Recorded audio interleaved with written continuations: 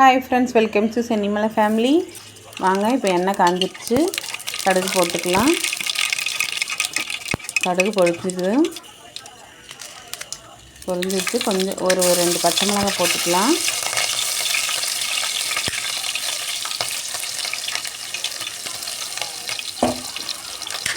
வெங்காயம் போட்டுக்கலாம். வெங்காயம், கருவேப்பிலை,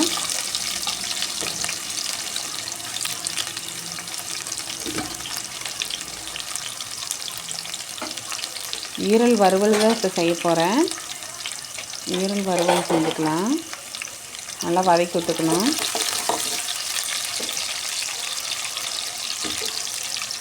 ஈரல் வந்து அலசி வச்சுருந்தேன், அதை எடுத்து போட்டுக்கலாம். ஈரல் போட்டுட்டு நல்லா வதக்கி விட்டுக்கணும்.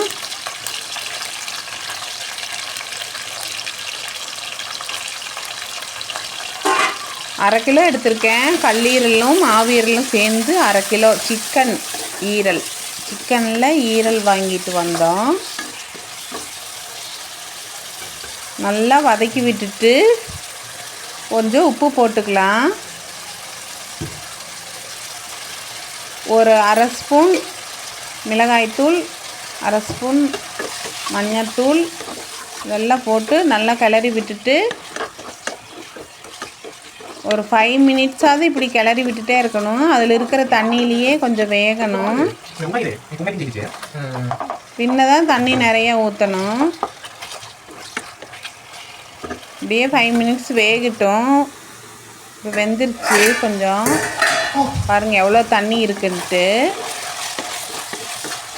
இனி அந்த ஈரலெல்லாம் முழுகிற அளவுக்கு தண்ணி ஊற்றிக்கணும். தண்ணி ஊற்றி நல்லா தண்ணி சுண்ட வரையிலும் வேக விடணும்.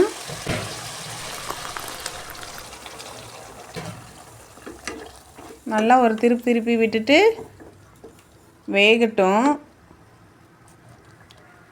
இப்போ நல்லா தண்ணி சுண்ட வரையில் வேகட்டும்.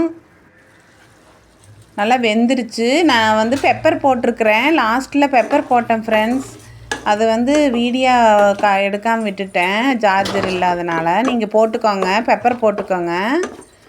லாஸ்ட்டில் பெப்பர் போட்டு தான் நம்ம இறக்கணும். இறக்கறதுக்கு முன்னாடி தான் பெப்பர் போடணும். இப்போ சர்வ் பண்ணிக்கலாம். ஈரல் வறுவல் ரெடி ஆயிடுச்சு. சுட சுட சாதத்துக்கு நம்ம ஈரல் வறுவல் சூப்பராக இருக்கும். இதே மாதிரி ஒரு வாட்டி செஞ்சு பாருங்கள் ஃப்ரெண்ட்ஸ். தேங்க்ஸ் ஃபார் வாட்சிங். இதே மாதிரி செஞ்சு பார்த்துட்டு சொல்லுங்கள்.